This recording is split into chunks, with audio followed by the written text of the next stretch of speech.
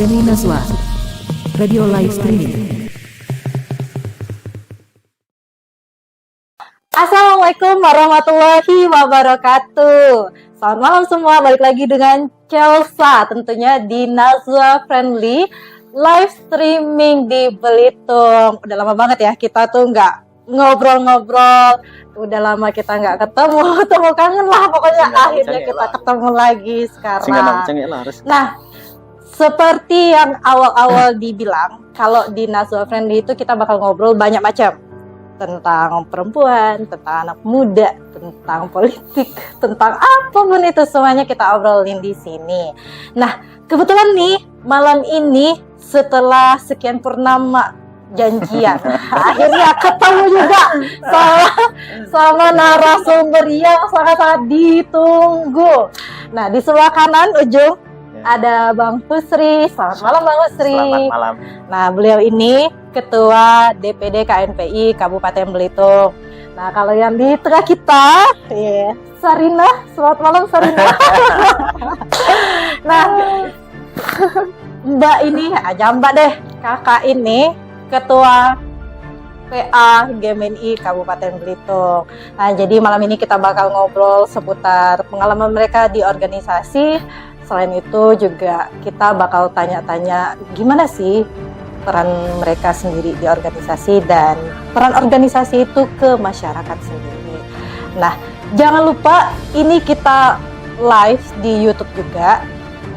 Buat teman-teman yang nonton, di sini juga ada live Instagram followers aku, Chelsea Sandewi. Kalau kalian jangan lupa subscribe dan follow YouTube-nya Nazwa Friendly ya. Di situ juga kita banyak video-video lain yang mesti kalian cek untuk cari informasi-informasi terbaru. Nah, untuk yang di live Instagram, boleh kalau di tengah obrolan nanti kalian mau tanya-tanya atau share ilmu ke dua narasumber kita, boleh banget. Komentar aja di live Instagram aku tentunya ya. Nah, jadi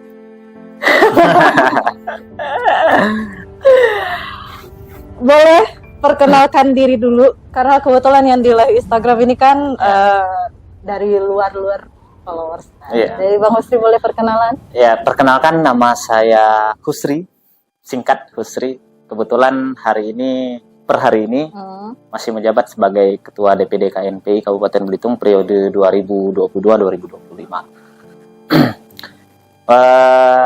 Mungkin cukup dulu. Oke, cukup. Dicatat kan nanti di akhir ada kuis. Kak El, boleh perkenalan singkatnya? Lebih singkat lagi. Jangan dong Kak. Waktu kita panjang nih kalau singkat-singkat. Ya, perkenalkan nama saya, aku kali ya. Boleh. Jadi, biasa dipanggil El, kadang dipanggil Ellen nama kampung. Oh, Ellen, nama kampung Ellen. Posisi organisasi masih di GMNI, sekarang udah di PA GMNI sih. Mungkin itu aja ya. Oke. Kapan lagi saya duduk sekursi sama ketua-ketua? Iri kan? Nah, kalau boleh tahu nih dari kacamata kalian sebagai anak muda tentunya, kenapa sih pengen ikut berorganisasi? Karena kan apalagi di zaman sekarang kan, daripada kita bikin organisasi, daripada kita bikin masyarakat atau pemerintah, ya mending kita sibuk main aja jalan. Kita gini-gini aja gitu. Pemerintah juga belum tentu langsung kasarnya tuh kayak ngasih makan kita gitu kan. Ya udahlah, mending kita bikin diri kita. Nah, apa sih yang bikin kalian tuh mau berkecimpung dan sibuk di organisasi? Dari siapa dulu nih? Bang Husri boleh ya. Oke. Jadi kalau saya menggambarkan secara umum ya, organisasi itu bagi saya banyak hal positif pertama, dan banyak hal yang bisa kita lakukan yang tidak bisa kita lakukan secara pribadi, sehingga kita perlu masuk ke dalam sebuah sistem, dan organisasi itu bagian dari sebuah sistem. Sehingga kalau secara pribadi saya hanya bisa melakukan hal yang kecil dengan berbagai macam keterbatasan saya secara individu, maka lewat organisasi saya bisa melakukan hal yang lebih besar dibandingkan dengan itu. Kemudian organisasi ini sebagai sebuah tempat belajar di luar sekolah, kampus dan lain sebagainya itu menuju realitas kehidupan yang sebenarnya. Organisasi salah satunya tempat kita untuk belajar, bangun jaringan, memiliki jaringan, kemudian banyak hal yang bisa kita lakukan berkaitan dengan, misalnya saya bukan pegawai pemerintah, sehingga saya tidak bisa melakukan perubahan kebijakan yang terlalu jauh. Lewat organisasi kita bisa. Kemudian pada intinya ya banyak hal yang bisa kita lakukan secara sosial. Itu kurang lebih ya seperti itu gambaran secara umumnya. Walaupun sebenarnya kalau berbicara dampak positifnya sangat banyak sekali, mulai dari manajemen waktu, kemudian bangun jaringan, kemudian problem solving dan lain sebagainya, itu sangat banyak sekali. Makanya kalau saya menyarankan, kalau pengen masuk ke dalam dunia organisasi itu kuncinya serius. Karena kalau memang tidak serius, maka organisasi itu hanya akan menjadi hal yang sia-sia yang akan menyita waktu bagi diri kita. Itu. Tapi kalau kita serius dalam dunia organisasi, banyak sekali manfaat yang bisa kita dapatkan. Termasuk saya sampai hari ini masih bertahan dalam dunia organisasi, khususnya ke pemuda. Mungkin itu dulu. Oke, berarti intinya dari segi sosialnya ya. Sosialnya bisa. Maksudnya kita melatih jiwa sosial loh, sehingga melakukan segala sesuatu itu dengan output yang jelas. Misalnya gini loh, di dalam pemerintahan, misalnya saya pegawai pemerintah, melakukan sebuah pekerjaan itu tujuannya tercapai atau tidak, saya dibayar. Sehingga output itu bukanlah sebuah hasil yang saya inginkan secara maksimal. Mau tercapai atau tidak, saya dibayar. Nah, kalau dalam dunia organisasi, ketika kita melakukan sebuah kegiatan, maka harus ada output yang harus dicapai. Entah itu untuk masyarakat, untuk pemuda, untuk pembangunan daerah, pembelajaran apa yang kita dapat, itu harus dapat. Karena dalam dunia organisasi, selain waktu yang kita pakai, kita korbankan, itu juga ada materi yang kita korbankan di dalam situ. Apalagi ketua nih posisinya, pasti ada gitu. Makanya outputnya harus jelas dalam melaksanakan sebuah organisasi. Nah, di situ kita belajar manajemen, belajar bertanggung jawab, dan lain sebagainya.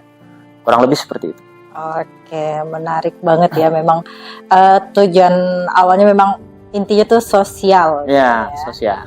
Nah, kalau untuk KL nih, gimana Kak? Perempuan. Ayo. Modelnya kayak gitu ya.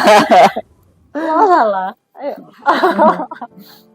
Kalau menurut aku ya, dalam berorganisasi itu banyak aspek sih. Yang pertama tuh untuk bisa kita menyampaikan beberapa aspirasi kita lebih cepat sampainya itu paling tidak lewat wadah organisasi gitu. Karena kalau misalnya kita bicara di luar dari wadah organisasi, siapa yang mau dengar kan? Kalau kita punya organisasi, minimal lingkungan terkecil kita. Nah, untuk memperhatikan aspek-aspek seperti masyarakat dan yang lainnya ya, minimal kita bisa menyampaikan dari organisasi dulu, dari organisasi bisa berkembang keluar. Oh, sementara. Makanya jangan kemana-mana, tetap standby di sini. Itu sementara jawabannya. Bakal panjang lagi nanti di pertengahan video ini memang ya. Oke. Nah, sekarang kan Bang Husri nih dari 2022 sampai 2025.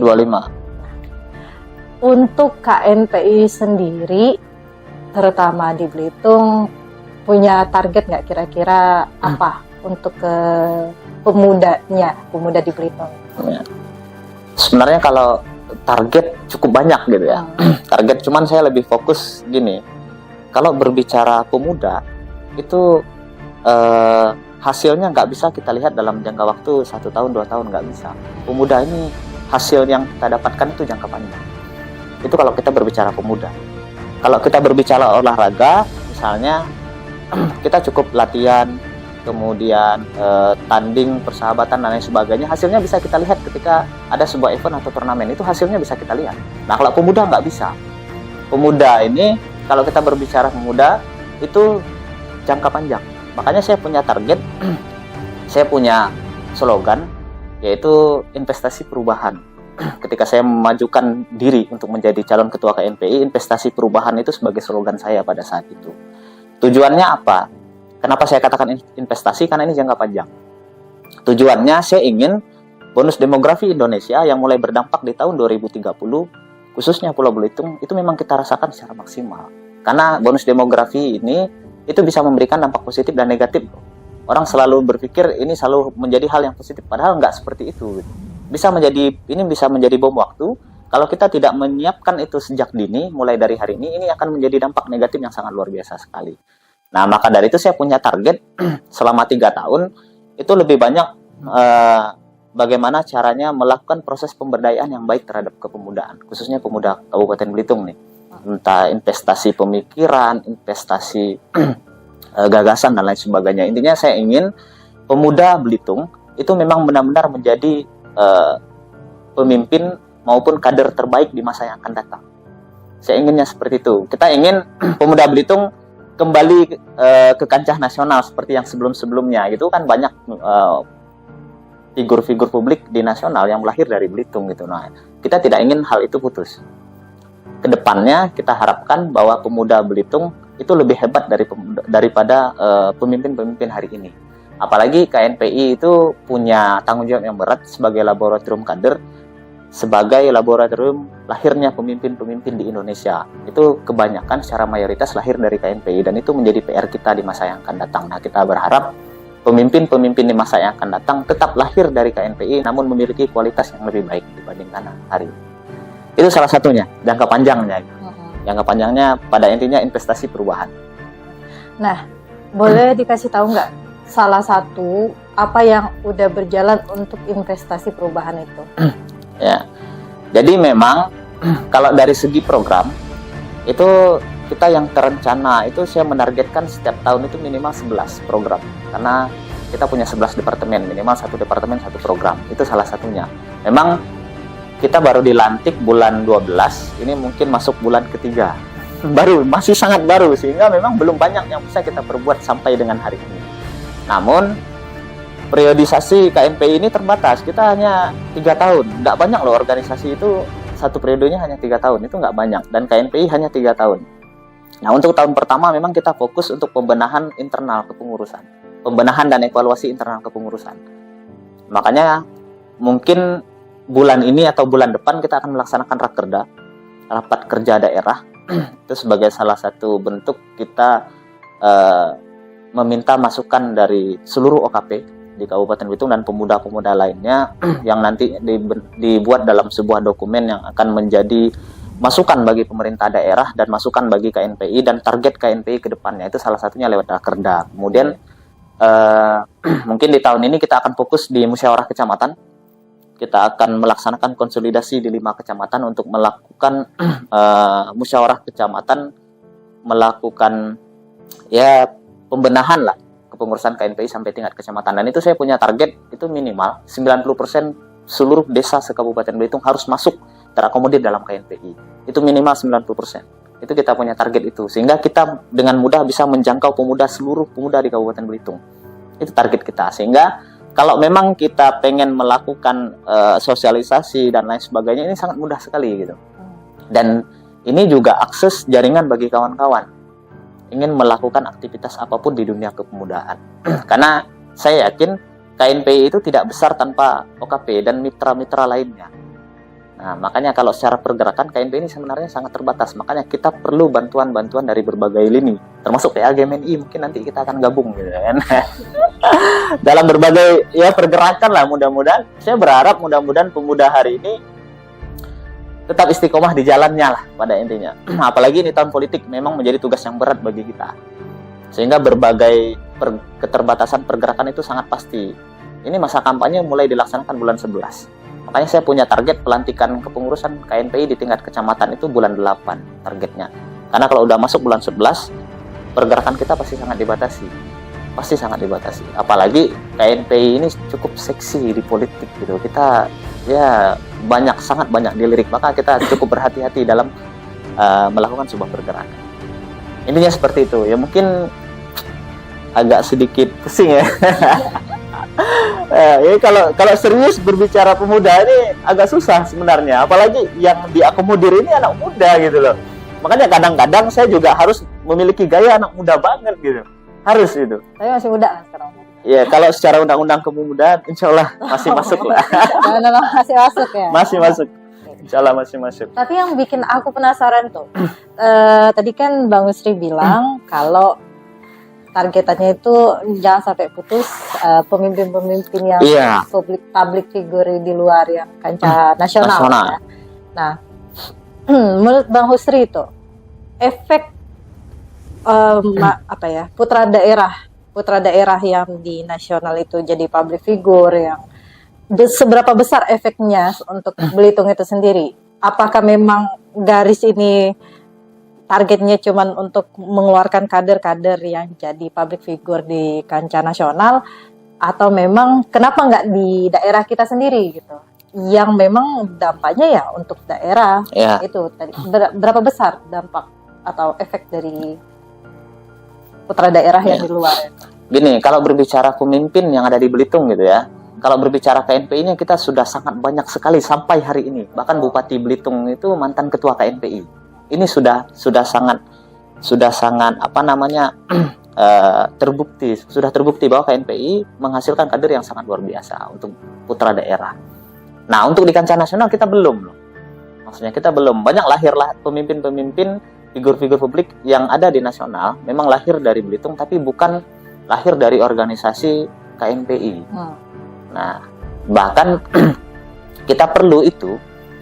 Kenapa saya katakan demikian? Kebijakan yang ada di pusat itu memberikan dampak kepada daerah.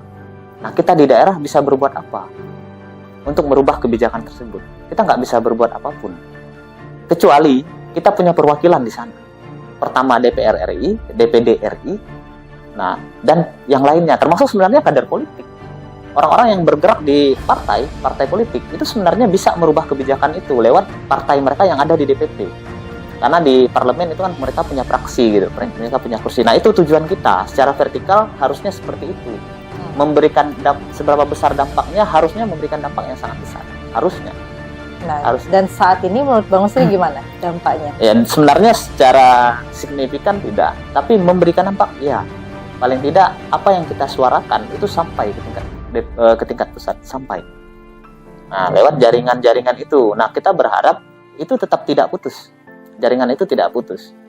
Nah, kedepannya bahkan kalau bila perlu, memang benar-benar lahir dari rahimnya organisasi kepemudaan orang tersebut gitu. Itu yang kita inginkan. Nah, kalau memang itu terjadi, itu akan mempermudah kepentingan kita di kepemudaan. Sangat mudah sekali.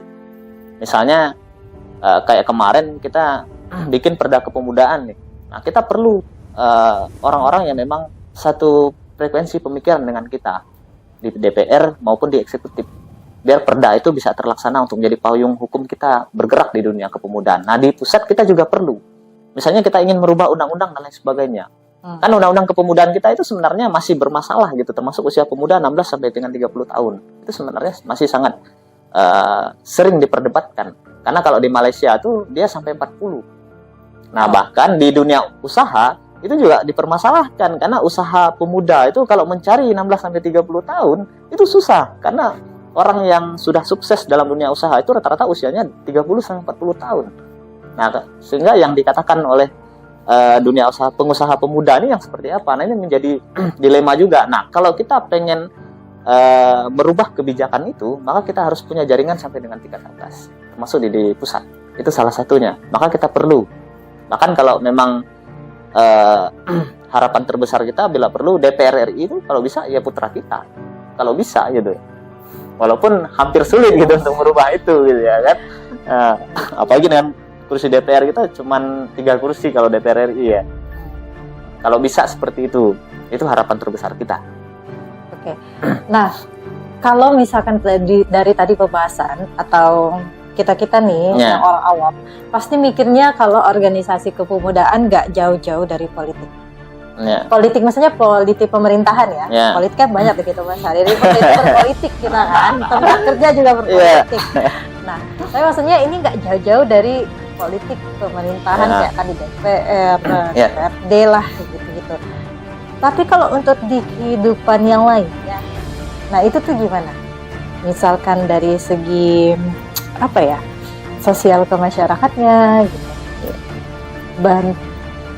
Karena kan masalah lingkungan di masyarakat, masalah kebijakan tadi, Ya, itu nggak cuman dari pemerintah, maksudnya kayak Pemda gitu kan, tapi ya ada perusahaan-perusahaan lain baik itu negeri maupun swasta gitu. Nah itu gimana? ya. Jadi memang kalau berbicara KNPI, kita tidak hanya berbicara politik. Itu KNPI ini cukup luas. Kita hampir segala lini kita bergerak. KNPI ini itu mitra strategis pemerintah dan mitra kritis pemerintah. Jadi secara kelembagaan memang kita bermitra dengan pemerintah untuk hal-hal kebijakan yang bersifat positif. Itu. Nah, kemudian kalau kebijakan yang negatif kita siap mengkritisi, bahkan sampai turun ke masyarakat. Itu siap. Bahkan bukan hanya berhubungan dengan pemerintah, berhubungan dengan pihak-pihak lain, berhubungan dengan swasta, kita siap bantu. Kita siap turun. Di COVID itu luar biasa sekali, baksos dan bansos yang kita laksanakan itu sangat luar biasa sekali. Nah, sampai kita turun ke pasar untuk melakukan penyemprotan disinfektan itu kita lakukan. KNPI yang melaksanakan itu, sampai kita turun ke jalan bagi-bagi masker, bagi-bagi obat dan lain sebagainya. Bahkan kita sempat melaksanakan kerjasama dengan ID itu melakukan sunat massal gratis, pemeriksaan kesehatan gratis, kemudian sekaligus seminar stunting pada saat itu. Nah ini bentuk kita turun ke masyarakat gitu loh, di luar pemerintahan kita turun. Bahkan dulu di banjir digantung kita turun, kita bikin posko, kita turun. Nah memang slogan KNPI sampai di DPP itu ada KNPI untuk rakyat, itu ada KNPI untuk rakyat, sehingga tidak serta-merta KNPI ini mengurusi hal-hal yang sifatnya politik di pemerintahan, enggak. Tapi kita juga selalu ada di tengah-tengah rakyat, khususnya pemuda. Karena saya memang ingin pemuda itu dirasakan kehadirannya di masyarakat, bahkan sampai tingkat desa. Itu memang keinginan kita. Di tengah-tengah masyarakat. Ya, dirasakan kehadiran. Biar di tengah. Enggak, bercanda. Canda. Canda, Kak. Oke. Kepean. Kepean bahasa Indonesianya apa ya? Contekan. Contekan. Contekan. Nah, tadi udah ngobrol dikit sama Bang Husri. Coba kita dengar pendapat dari seorang perempuan organisasi. Oke, Kak. Ya, bicara tentang apa ya, Kak? Kayaknya apa, Kak? Nah, menurut Kak El nih, melihat fenomena di zaman sekarang, perempuan yang memilih joget-joget TikTok daripada berorganisasi, Kak. Nah, itu gimana menurut Kakak? Miris. Kak, cek HP ada TikTok dah. Atau mes juga.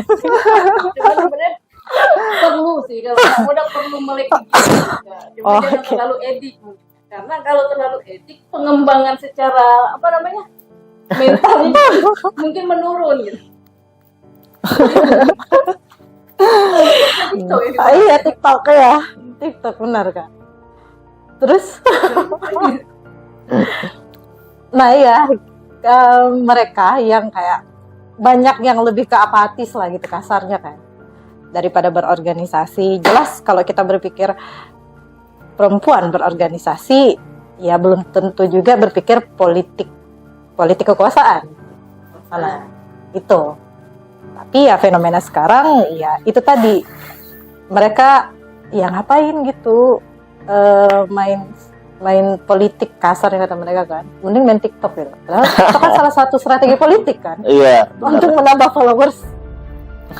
Nah, gimana menurut Kak El sebagai seorang perempuan, sebagai ketua? Jadi pemahaman organisasi dan politiknya itu harus dibedakan dulu gitu. Oh, oke. Nah, orang yang berorganisasi kan belum tentu orang yang berpolitik. Ya. Orang yang berpolitik udah pasti nih kan, organisasi minimal partai politik. Minimal itu, Kak. Kan? Oh, Maksimal. Ada rekomendasi gitu. Kak berat bahasa. Jangan ke situ dulu, Kak. Gitu, oke. Jadi, tapi kalau misalkan saat ini, berapa besar antusias perempuan itu berkecimpung di organisasi?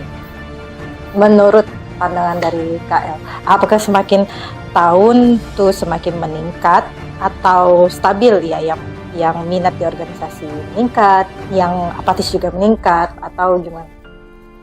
Kalau menurut pendapat aku sih ya, tahun lalu makin tahun ke tahun tuh sebenarnya makin meningkat. Kayak contoh nih, kita berdua kan organisasi ya. Host. Siap-siap. Karena sebenarnya sosok perempuan itu penting berada di organisasi, karena Kenapa tuh? yang menentukan perubahan ekonomi minimal dari skup rumah lah ya. Karena kan yang tahu tentang kebutuhan makanan, apa namanya, Gula, garam. Siap.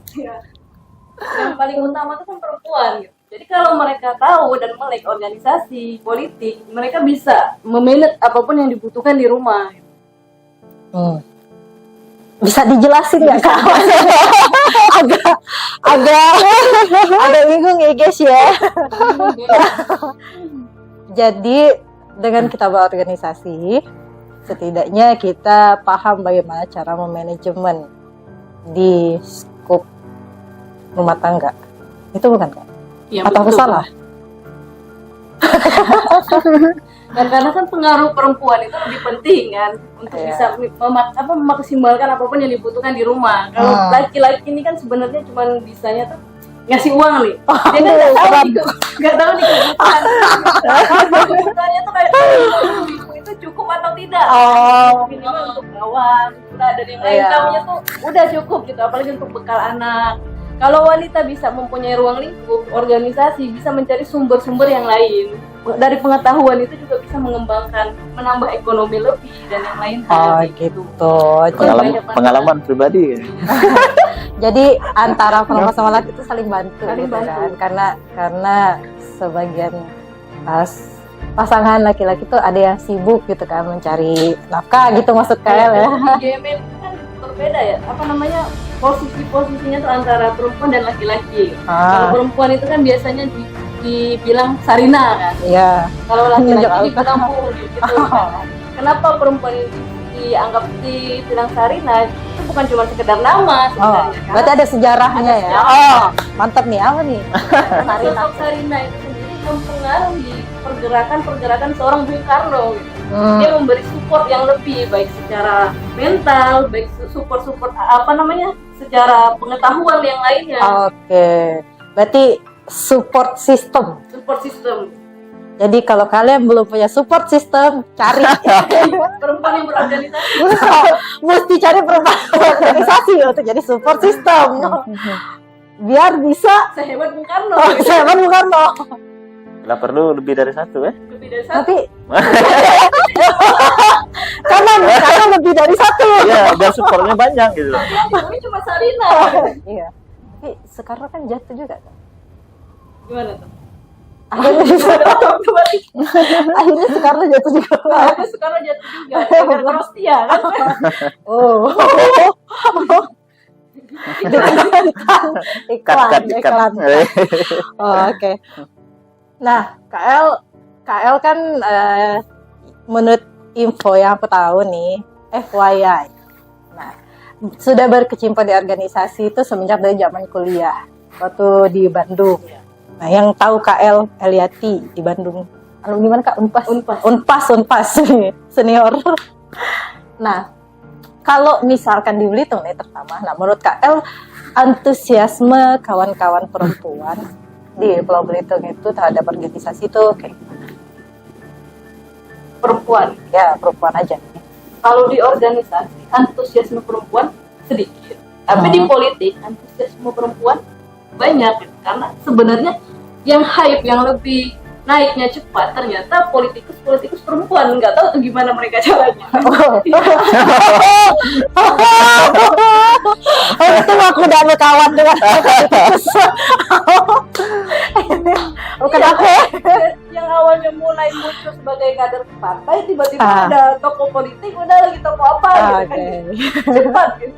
Ternyata lebih signifikan pergerakan perempuan karena dia tahu mungkin kalau dia menjabat dia bisa bisnis itu karena tahu kebutuhan pangan dan yang lain. Itu hebatnya perempuan.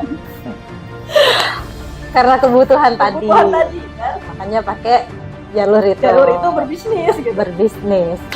Yang bisnisnya apa Kak? Perempuan. Oh, perempuan ya. Hati-hati ya Kak ya. Oke. Nah, sekarang pengen nanya dua-duanya nih.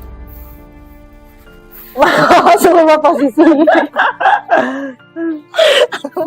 Kayak bercanda aja gitu ya. Nah, kalau berbicara tentang kepemudaan, tadi kan ada organisasi sama politik. Pemuda yang berorganisasi, lalu kemudian dia memang targetnya adalah politik kekuasaan, sama dia memang turun untuk mengabdi kepada daerahnya. Ini maksudnya kacamata masing-masing pribadi. Sampai saat ini berapa persen yang mereka berkecimpung di kepemudaan karena politik kekuasaan atau karena memang mengabdi? Ya realistis saja kan. Orang sekarang butuhnya harta, kekuasaan. Tanda bintang ya wanita biasanya gitu kan. Adalah Itu cuma contoh kan.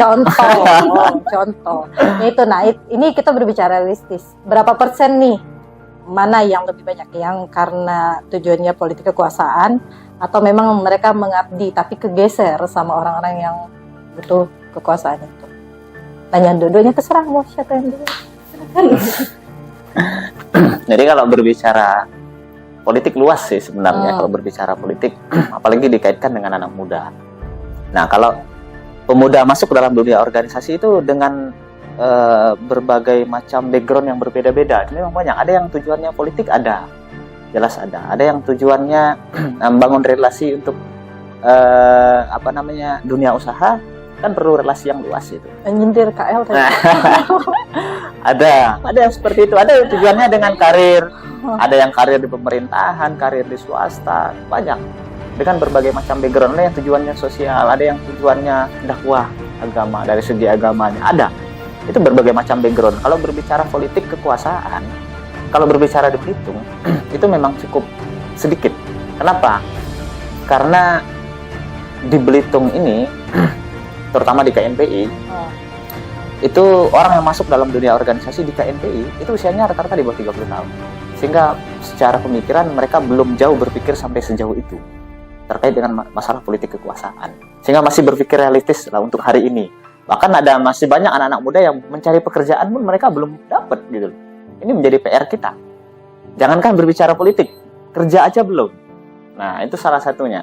Namun bukan berarti mereka ini anti politik, enggak. Kita selalu menanamkan mindset bahwa politik itu tidak hanya partai politik, tidak hanya mereka yang duduk di parlemen dan lain sebagainya. Tidak hanya seperti itu. Politik itu luas. Bahkan politik itu bisa menentukan arah kebijakan apapun itu. Bahkan kalau berbicara TikTok bisa dikaitkan dengan politik. Politik bisa loh memblokir TikTok. Bisa aja, lihat Kominfo bisa gitu ya. Contohnya di India, TikTok diblokir. Berarti ada pengaruhnya loh gitu loh, orang itu. Sehingga kalau orang berpikir, buat apa saya masuk politik, mending main TikTok. Padahal politik mempengaruhi itu loh. Politik itu mempengaruhi segala ini. Termasuk Belitung ini menjadi daerah pariwisata itu salah satu karena faktor politik. Salah satunya. Nah, berbagai macam kebijakan itu dimunculkan, salah satunya jalannya lewat jalur politik. Itu salah satunya. Maka kami selalu menanamkan kepada anak muda itu tetap harus melek ke dalam dunia politik. Karena politik ini luas. Dalam arti yang luas. Kalau memang anti terhadap partai politik, ya nggak usah masuk partai politik. Tapi tetap berpolitik kita. Karena tujuan berpolitik untuk mencapai tujuan bersama. Salah satunya tujuan kita di kepemudaan. Itu harus tercapai. Salah satunya lewat jalur politik. Salah satunya. Maka kalau sudah berbicara ranah KNPI, terkadang kita harus menyampingkan idealisme kadang. Itu bedanya anak pemuda organisasi di luar kampus dengan di dalam kampus. Kalau di dalam kampus saya selalu mengatakan bahwa kalian harus mempertahankan idealisme karena itu menjadi sebuah kekayaan bagi kalian gitu. Nah, kalau anak muda terutama di KNPI itu nggak bisa full mempertahankan idealisme karena ada berbagai macam tujuan kepentingan yang harus kita gapai dengan cara menyampaikan idealisme sesaat. Bukan berarti kita menghilangkan, tapi menyampaikannya sebentar gitu loh. Contohnya kemarin 2022 kita berhasil bikin Perda Kepemudaan itu. Alhamdulillah diparipurnakan dari DPR. Nah itu salah satunya kan lewat politik. Kalau kita nggak ada jaringan di DPR, kita nggak akan mungkin bisa mencapai itu. Nggak akan mungkin. Kalau kita nggak bekerja sama dengan mereka, itu nggak akan bisa dilaksanakan. Mungkin bisa dibuat, namun sampai kapan itu bisa diparipurnakan. Nah itu salah satunya. Jadi kalau berbicara pemuda, itu masih punya PR yang sangat banyak. Apalagi keinginan saya, organisasi kepemudaan ini memang dimiliki oleh anak muda yang berusia di bawah 30 tahun. Karena ini hak mereka secara undang-undang. Sehingga usia-usia yang di atas 30 tahun ya sedikit-sedikit kita singkirkan dulu gitu. Masih banyak organisasi lain. Ini haknya anak muda harus menjadi milik anak muda. Nah ternyata usia di bawah 30 tahun itu PR-nya banyak. PR-nya banyak, itu salah satunya gitu loh. Kalau kita berbicara apakah mereka punya keinginan untuk menjadi politik kekuasaan ya, bahkan yang belum bekerja ada masuk dalam dunia organisasi ada gitu loh. Ini terlalu jauh sebenarnya pemikirannya, namun bukan berarti anak-anak muda yang sudah matang, sudah memiliki pengalaman yang cukup banyak ada, yang pengen masuk ke dalam dunia politik ada, yang pengen punya pemikiran untuk masuk ke dalam politik kekuasaan ada. Walaupun jumlahnya ya nggak terlalu banyak lah gitu. Karena berarti secara tidak langsung di bawah 30 tahun, anak muda di bawah 30 tahun itu belum, secara kasarnya belum cakep untuk... Iya, sebagian besar masih banyak PR kita. Masih banyak PR. Politik itu sebenarnya perlu persiapan yang cukup matang dalam tidak hanya dari segi pemikiran, tidak hanya dari segi kesiapan mental, jiwa kepemimpinan, nggak hanya seperti itu. Kita juga perlu kesiapan secara material, kesiapan jaringan, kemudian strategi dan lain sebagainya. Ini cukup modal yang cukup banyak. Beda halnya kalau ada anak muda yang memang bapaknya anggota DPR, bapaknya siapa, berarti saudaranya siapa. Berpolitik itu memang butuh dana yang besar. Iya pasti. Bukan hanya politik, hal-hal lain Sekalipun juga. itu untuk organisasi kepemudaan. Iya pasti. Minimal operasional. Mungkin nggak kalau untuk, kan kalau misalkan gimana ya, pandangan orang tuh pasti negatif untuk kami orang awam. Yeah. Oh ini organisasi atau politik tuh butuh duit, dana yang besar. Mungkin nggak sih ada berorganisasi itu, maksudnya yang berpolitik tanpa dana-dana tadi gitu. Karena kan memang kenapa harus mengeluarkan dana untuk kepentingan masyarakat? Kalian maksudnya saling besar-besaran dana kayaknya untuk mendapatkan kekuasaan, lalu untuk ngasih hal yang ngasih visi misi ke masyarakat gitu loh. Ya. Kami kan kayak mikir, kok dana segitu kalian repot-repot gitu. Iya. Kalau berbicara eksekutif ya, kalau saya berbicara eksekutif, bupati, wali kota, gubernur, sampai presiden hampir nggak mungkin. Sebenarnya bukan salah sistem politik dan pemerintah, tapi masyarakat juga salah. Saya mengatakan demikian. Masyarakat kalau ada figur-figur yang pengen maju, mereka pasti minta loh. Terus untuk yang kepemudaan, Itu salah satunya gitu loh. Itu pola mindset yang salah di masyarakat kita. Pola mindset yang salah di masyarakat kita, beda dengan di luar negeri. Itu jelas terlihat gitu pola-pola mindset itu. Nah, sehingga memang cost itu diperlukan, sangat diperlukan untuk melakukan berbagai macam pergerakan.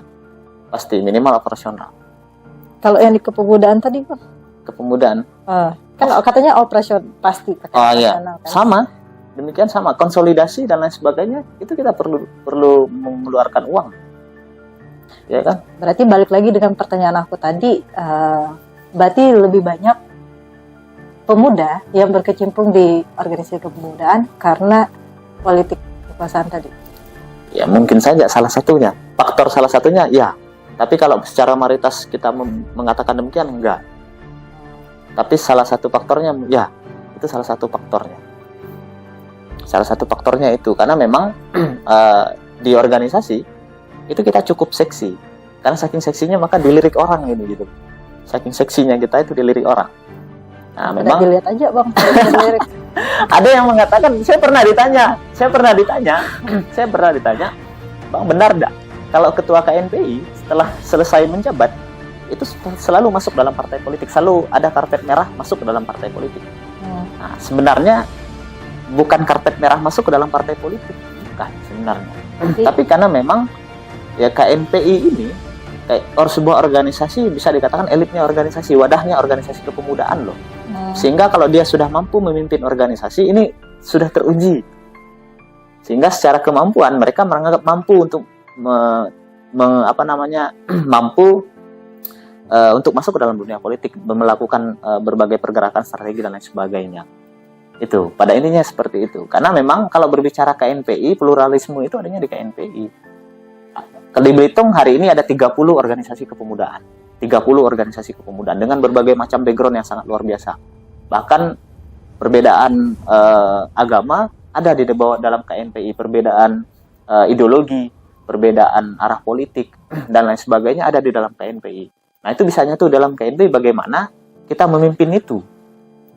Nah, itu salah satu gambarannya, sehingga orang berpikir kalau sudah mampu memanajemen dengan baik, menahkodai dengan baik KNPI ini, maka dia mampu memimpin secara politik.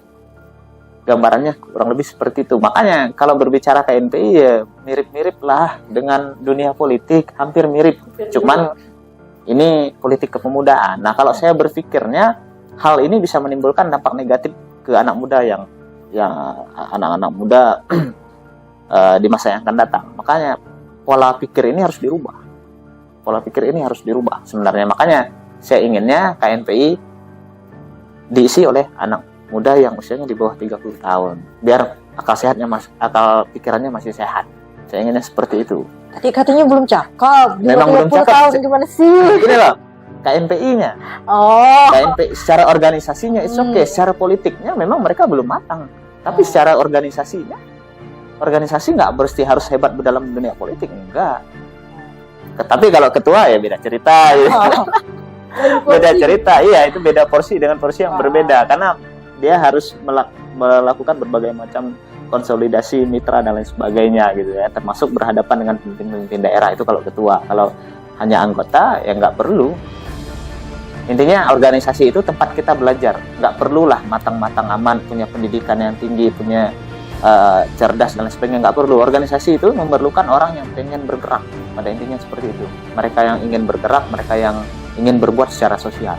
Itu orang secara prioritas untuk bisa masuk dalam dunia organisasi. Kita nggak ada syarat harus S1, S2, S3, nggak ada kan dalam dunia organisasi. Sehingga nggak perlu lah cakep secara politik, nggak perlu. Tapi kalau ranah berikutnya ya mungkin. Makanya kalau berbicara kepemudaan, Undang-Undang Kepemudaan 16 sampai dengan 30 tahun, karena itu sudah menjadi badan hukum kepemudaan, ya itu harus dipegang teguh kalau bagi saya. Sehingga semua organisasi kepemudaan harus dikembalikan ke anak muda, itu haknya anak muda. Itu. Mungkin terlalu serius gitu ya. Kadang kalau saya berbicara hal-hal seperti ini kepada anak muda, memang itu menjadi PR saya gitu.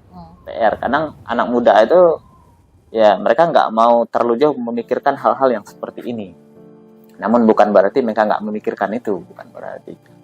Jadi ya jarang lah berbicara serius seperti ini gitu, hanya beberapa orang aja. Serius, Bang. Serius kan?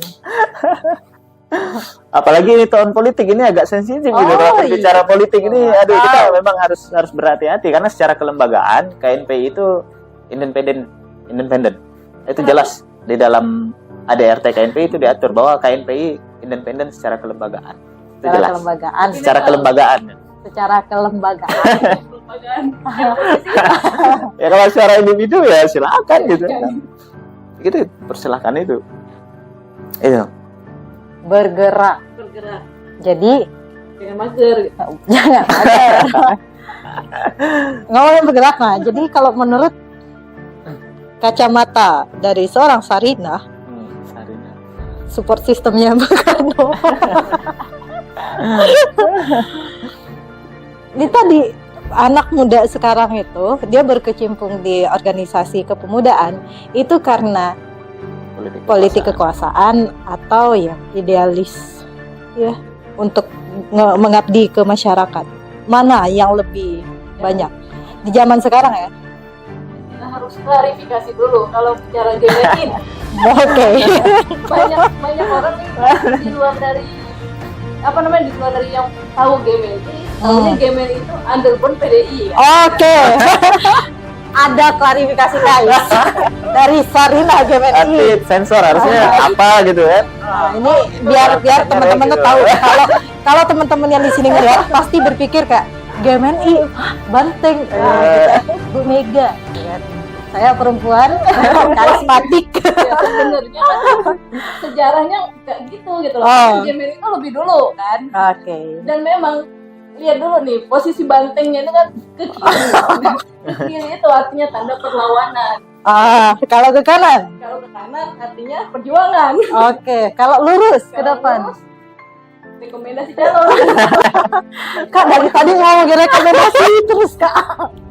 Sampai situ tadi maju. Nah, terus. Kalau bicara organisasi itu ke arah politik, bicara harus tadi Politik kekuasaan. mau politik kekuasaan atau mau beridealis untuk rakyat. GMI itu secara pergerakan, kalau kita bergerak itu biasanya tuh khusus untuk advokasi gitu. Anjay. Berat guys. Jadi sudah pasti gitu. Kalau untuk arah politik kekuasaan tuh tidak mungkin gitu. Tapi kalau efek politik ada gitu. Oke. Nah, jadi menurut pandangan Kak yang biasa di organisasi, anak zaman sekarang nih, mereka ikut organisasi kepemudaan karena targetnya politik kekuasaan atau idealis. Rata-rata kalau orang yang udah berorganisasi ketika berada di politik tidak mungkin kekuasaan, udah pasti udah punya idealis sendiri. Idealis turun ke masyarakat atau idealis pengen kaya.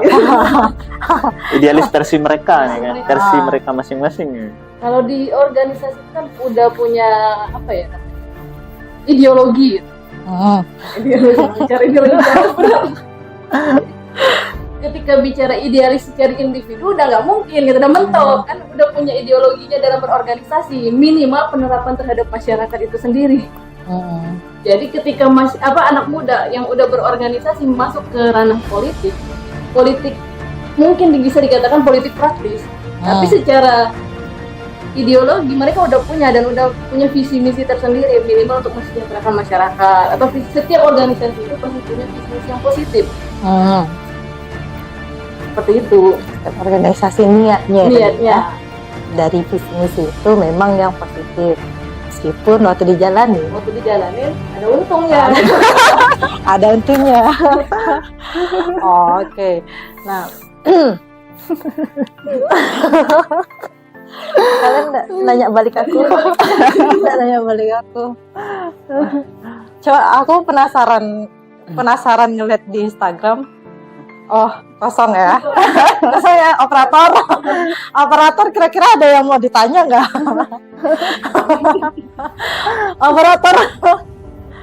Operator juga anak organisasi kan. Kira-kira ada mau ditanya nggak? Apa gitu, penasaran? Apa? Nggak apa-apa? Boleh. Satu pertanyaan untuk operator. Mereka dari operator. Oh iya. Dari operator. Iya. Operator. Ya, satu pertanyaan dari operator untuk mereka. Siapa lupa? Pusri. Oh iya. Mesti Kak Eliezer.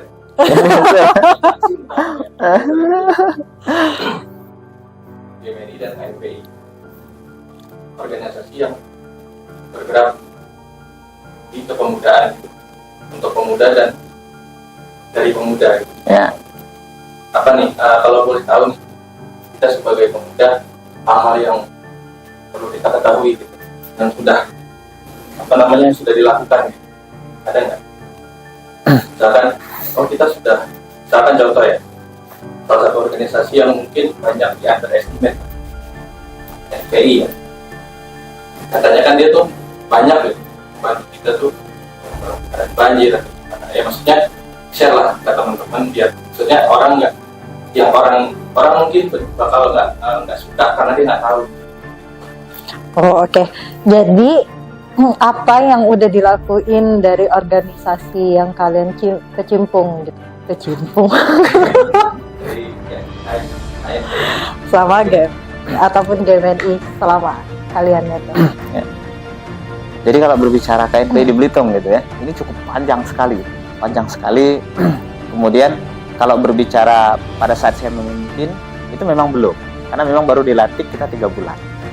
Tapi kalau berbicara sejarah KNPI itu sangat banyak sekali. Itu dari mulai penamaan Bandara Hananjudin, itu salah satunya. Kemudian pembentukan Provinsi Kepulauan Bangka Belitung, kita turut andil gitu KNPI. Kemudian perda sangat banyak sekali, termasuk di periode 2019-2022 kebetulan saya menjadi sekretaris KNPI. Itu adanya perda kepemudaan itu karena perjuangan kita. Perda rumah adat, perda pakaian adat dan lain sebagainya itu sangat banyak sekali sebenarnya. Cuman saya kurang fair kalau saya menjelaskan itu gitu loh. Karena pemimpin KNPI pada saat itu masih ada sampai hari ini. Mungkin nanti bisa diundang di sini. Okay. Zaman Pak Sanem menjadi ketua KNPI, beliau bikin 3 perda kalau nggak salah. Termasuk perda pakaian adat, perda rumah adat, satunya saya lupa. Itu perda. Kemudian adanya Napaktilas perjuangan rakyat Belitung, itu mulainya dari masa beliau. Kemudian Hari Jadi Kota Tanjung Pandan itu salah satunya ide dari KNPI. Hari Jadi Kota Tanjung Pandan itu zaman almarhum Pak Rosihan Syihab. Zaman Pak Mohtar Motong, penamaan Bandara Hananjudin. Dan itu banyak sekali. Nah, kebetulan ketua-ketua KNPI pada masa itu alhamdulillah masih banyak hari ini yang masih banyak. Termasuk Pak Hadi Ajin yang hari ini menjabat sebagai Ketua Lembaga Adat Melayu, itu cukup senior sekali, umur beliau sudah di atas 70 tahun, itu juga pernah menjadi ketua KNPI. Banyak sekali yang sudah kita lakukan. Memang kalau dari segi eksistensi di elit organisasi itu cukup diketahui. Nah, cuman kalau di organisasi bawah itu memang sangat minim, terutama di pemuda-pemuda di luar Tanjung Pandan. Itu sangat minim sekali. Bahkan kalau saya di KNPI itu cukup tahu terkait dengan sejarah-sejarah itu, cukup sangat tahu sekali. Nah, itu memang menjadi PR kita. Makanya karena organisasi KNPI ini sebenarnya organisasi kepemudaan, namun pada saat itu, bahkan sebelumnya itu rata-rata mayoritas diisi oleh orang yang berusia di atas 30 tahun. Jadi memang secara rutin itu bukan miliknya anak muda pada saat itu. Nah, hari ini kita ubah mindset itu. Nah, hari ini KNPI memang miliknya anak muda, secara eksistensi kita harus lakukan itu. Bahkan kalau bisa TikTok KNPI dibikin nanti. Tapi secara positif gitu loh. Oh, bukan dari iya. Kan, ya? Karena TikTok itu kan yang bikin negatif itu penggunanya gitu loh. Saya lihat kalau di luar negeri TikTok itu justru dijadikan hal-hal yang positif. Luar negeri gitu loh, cerita motivasi dan lain sebagainya di luar negeri. Nah, cuman memang budaya kita Indonesia gitu kan, hal-hal yang demikian sering dibuat sebagai sesuatu yang menarik. Memang kita senang dengan hal-hal yang menarik, yang viral gitu loh. Maka dibikinlah seperti itu. Tapi itu gaya anak muda. Nah, termasuk kalau untuk eksistensi ke anak muda itu perlu bikin TikTok, misalnya bikin Instagram, Facebook, YouTube dan lain sebagainya. Itu kan budaya-budaya anak muda. Kita perlu promosinya di situ. Kita sadar memang secara promosi kita kurang. Makanya berbagai pergerakan yang memang kita lakukan itu masih sangat terbatas diketahui oleh masyarakat. Walaupun sebenarnya kalau tujuan kita bukan untuk merebut kekuasaan politik dan lain sebagainya, itu nggak penting. Karena kalau tujuannya sosial itu cukup. Tapi kalau tujuannya untuk terjun ke dunia politik dan lain sebagainya, promosi itu sangat perlu gitu. Sehingga kalau bisa dikatakan bahwa KNPI secara kegiatannya dikenal atau tidak dari orang, bisa dikatakan itu hal negatif, bisa dikatakan itu sebagai sebuah hal positif, tergantung tujuannya. Kalau tujuannya sosial ya nggak perlulah orang tahu gitu ya kan. Cukup di internal kita dan itu menjadi komitmen kita dalam sebuah pergerakan. Pada intinya seperti itu, walaupun di masa kepemimpinan saya kita juga belum tahu seberapa banyak dan seberapa jauh apa yang bisa kita tinggalkan untuk anak muda. Walaupun kita punya target tertentu, salah satunya terkait dengan sejarah KNPI, kita akan coba bukukan kalau memang itu selesai. Kita akan coba bukukan. Bahkan PR KNPI itu yang paling besar yang memang belum terlaksana dari sebelumnya, bahkan dari sebelumnya saya menjadi sekretaris KNPI 2019, itu penamaan Gor Tanjung Pandan. Itu sebenarnya dilimpahkan ke KNPI, penamaan Gor Tanjung Pandan. Bahkan kalau memang periode ini kita bisa, itu menjadi peninggalan kita. kambing. walaupun sebenarnya itu sangat mudah sekali gitu loh. Hanya penamaan loh, sangat mudah sekali. Tapi itu ribetnya luar biasa. Itu kita perlu duduk semeja dengan toko-toko dan lain sebagainya, karena ini menjadi hal yang sensitif gitu loh kalau kita salah. Nah, itu salah satunya. Banyak yang bisa kita lakukan ke depannya. Walaupun saya sebenarnya bukan tidak mau mengatakan itu, takutnya target itu tidak tercapai dengan berbagai macam faktor. Apalagi ini tahun politik, saya katakan pergerakan KNPI sangat terbatas sekali. Mungkin itu. Lanjut dulu, kita Kayaknya cukup terjawab gitu. Nah, Buat Eliezer, kalau untuk KL, ada yang belum jelaskan secara jelas gitu, mengenai GMNI itu, maksudnya di bawahnya. under bawahnya. Tadi kan Kak Eliezer udah bilang kalau yang menghadap cuman Ke kiri. Kiri, kiri itu artinya perlawanan. perlawanan pada siapa? Kebetulan ini lihatnya cuma 2 orang. Tidak salah. Kalau mau dijawab ya. Tadi kan perlawanan siapa?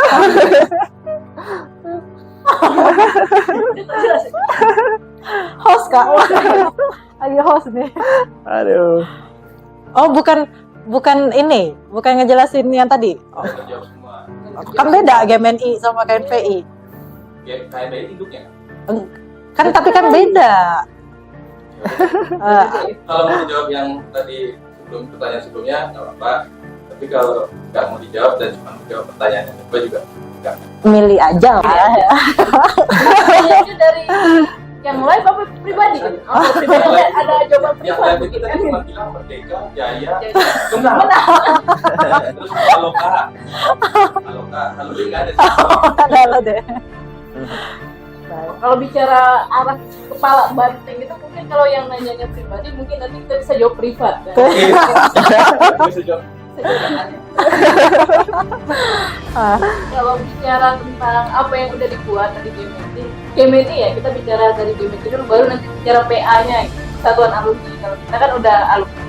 Kalau GMNI itu sendiri, kalau masa mahasiswa dulu banyak sekali kegiatan-kegiatan yang terutama tadi fokusnya di advokasi pedagang kaki lima, advokasi sengketa lahan, kayak masyarakat yang mau digusur biasanya kayak gitu.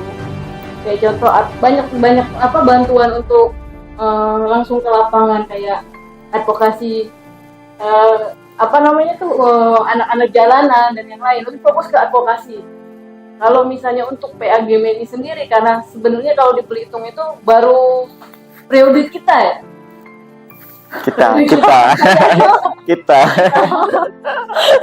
Secara pergerakan masih minim karena kita masih membangun struktur organisasi. Masih berusaha untuk meningkatkan lagi kader yang GMNI-nya. Alhamdulillah di tahun ini juga kita udah PPAB lah untuk mahasiswanya. Kemungkinan besar sih kita akan terus menjalankan visi misi GMNI itu untuk terus bantu advokasi masyarakat. Cuman kondisinya untuk advokasi di Belitung ini agak sulit.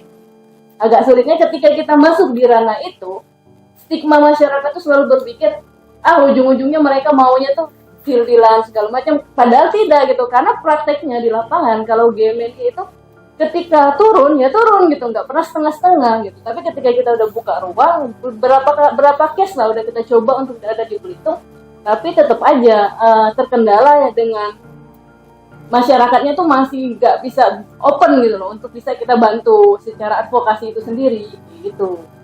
Mungkin ada trauma Mungkin. yang Padahal ya untuk advokasi di Belitung ini sangat pas posisinya karena banyak sekali mafia lahan terutama. mafia. Banyak mafia karena kan di Belitung ini yang paling banyak dapat untung mungkin mafia lahan ya, kemungkinan kan, daripada efek dari wisatanya sendiri gitu. Kalau pegiat wisatanya mungkin cuman dapat untung itu dari beberapa tamu-tamu yang datang, tapi kalau mafia lahan, adanya lahan yang ketika dari efek wisata naik, mereka udah mempromosikan lahan parkir lahan yang potensi gitu untuk wisata. Part 2 rame ini live part 2 mafia lahan.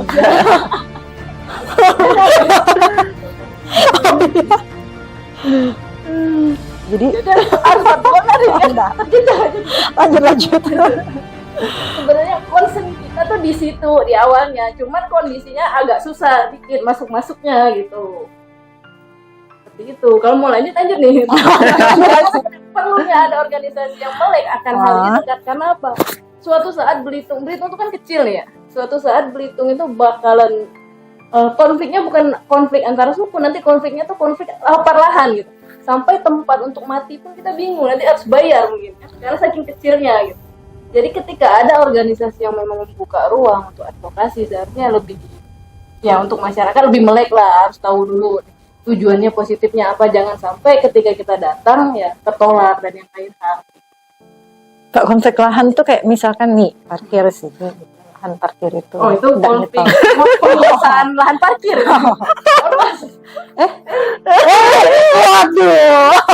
Waduh, kayak gitu loh.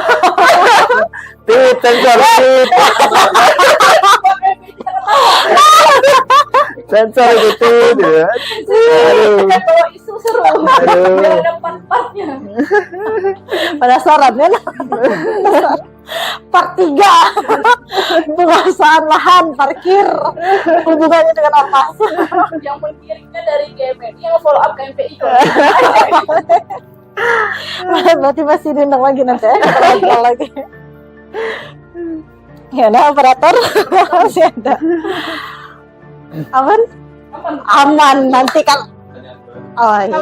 Nanti 360. Nah itu, jadi biar ada pembahasan, biar panjang kan ini apa tuh obrol-obrol. Berbeda. Nah, jadi simpelnya adalah memang di zaman sekarang kita zaman milenial atau Gen Z? Zaman mafia. Di zaman mafia tanah. Di zaman sekarang ini yang memang anak muda seiring berkembangannya zaman memang ada yang lebih memprioritaskan kehidupannya realistisnya, tapi ada juga yang memang dia masih makin tinggi atau makin banyak yang menimbulkan rasa kepemilikan terhadap daerahnya. Nah, beberapa di antaranya tadi ya dengan cara berorganisasi, dengan cara ikut kepemudaan, atau dia berkegiatan-kegiatan yang positif. Bisa dari kegiatan tentang alam, tentang wisata, apapun itu, tapi yang berhubungan dengan kemasyarakatan atau sosial. Nah, di malam hari ini, 2 orang ketua DPD KNPI Kabupaten Belitung dan ketua PA GMNI Kabupaten Belitung sudah memberikan gambaran gimana sih kepemudaan di zaman saat ini gitu. Ini cuman perwakilan aja sih sebenarnya. Nanti kita bakal ngundang yang wakil-wakil yang lainnya. Wakil kepemudaan. Kira-kira ada yang muda nggak sih? Atau ada nggak, Bang? Ada yang usianya tua tapi muda terus. Jiwanya muda banyak. Oh, jiwanya muda. Jiwanya muda. Oh, operator. Operator bukan kami. Operator bisa cari. Gitu. Jadi ada pesan-pesan terakhir? Nggak pesan-pesan terakhir sih, maksudnya Makanya suruh dia dulu kalau pesan terakhir kan. Bahaya ini soalnya. pesan untuk anak muda di luar sana. Closing statement. Nah, Luar biasa cerdas banget. nah, Kak, makanya dibilang tadi Kak, di bawah 30 kalau untuk berorganisasi nggak masalah. Belum cakap politik, tapi kalau ketuanya ya harus Aduh, luar biasa. luar biasa. Jadi asisten Closing statement. Closing statement ya. Ah, Saya berbicara umum terkait organisasi ya. Jadi saya berharap sebenarnya, apalagi ini kita dalam proses konsolidasi pembentukan KNPI sampai tingkat kecamatan. Mudah-mudahan nanti seluruh pemuda yang ada di Kabupaten Belitung bisa turut andil menjadi bagian dari kita di organisasi di tingkat kecamatan manapun itu. Mudah-mudahan kita mari bangun bersama-sama dunia organisasi kepemudaan yang memang benar-benar diisi oleh anak-anak muda, dan saya memang ingin anak muda itu hadir dan memang dirasakan di tengah-tengah masyarakat. Kemudian melakukan berbagai macam kegiatan yang bersifat positif. Itu keinginan kita, sampai anak muda itu tidak punya waktu untuk melakukan hal-hal negatif. Walaupun sebenarnya secara pribadi saya tidak memaksakan orang itu harus masuk ke NPI, tapi organisasi apapun itu, termasuk GMNI, ya silakan. Yang pada intinya organisasi apapun itu, ketika itu bisa menghasilkan sesuatu yang positif, silakan masuk dalam dunia organisasi, karena dunia organisasi memberikan pembelajaran yang sangat banyak di dalam proses kehidupan yang sebenarnya. Karena memang kadang kita itu terlalu banyak pemikiran-pemikiran yang fiksi kalau di masa-masa kuliah gitu. Kadang fakta kenyataan itu tidak sesuai dengan pemikiran yang kita harapkan. Namun di dalam dunia organisasi kita mulai belajar bagaimana manajemen waktu, bagaimana bersosialisasi dengan masyarakat dan lain sebagainya. Dan saya ingin bahwa pemuda yang hebat itu tidak hanya lahir dari kota. Makanya saya berharap teman-teman pemuda yang berada di luar Tanjung Pandan mari gabung dengan kita, termasuk daerah-daerah luar Belitung, Selat Asik. Itu alhamdulillah dalam beberapa tahun terakhir itu cukup aktif. Mudah-mudahan bisa menghasilkan calon-calon pemimpin terbaik di masa yang akan datang. Saya tunggu kehadiran anak-anak muda yang memang ingin bergabung dengan kita di dalam dunia organisasi,